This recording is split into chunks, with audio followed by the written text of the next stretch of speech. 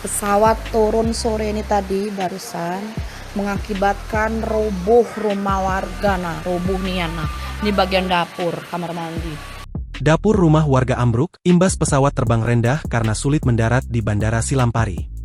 Insiden pesawat batik air yang sempat nyaris gagal mendarat di Bandara Silampari Lubuk Linggau, Sumatera Selatan karena cuaca buruk diduga menjadi penyebab ambruknya dapur rumah warga BS Kelurahan Marga Rahayu Kecamatan Lubuk Linggau Selatan 2, Sabtu, 28 Juni 2025.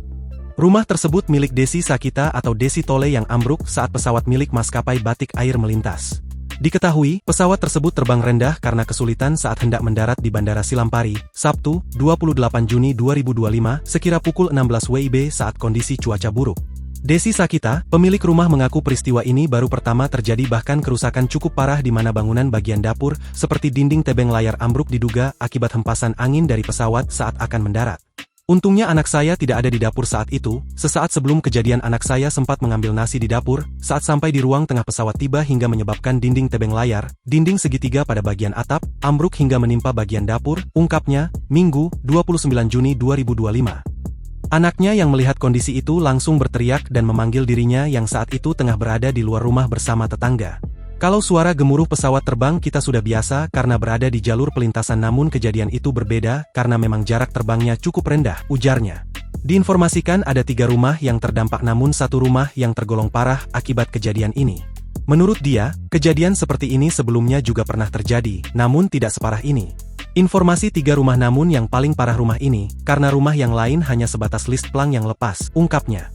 Akibat kejadian ini, semua perabotan rumah tangga seperti kulkas, megik, serta peralatan dapur lainnya rusak.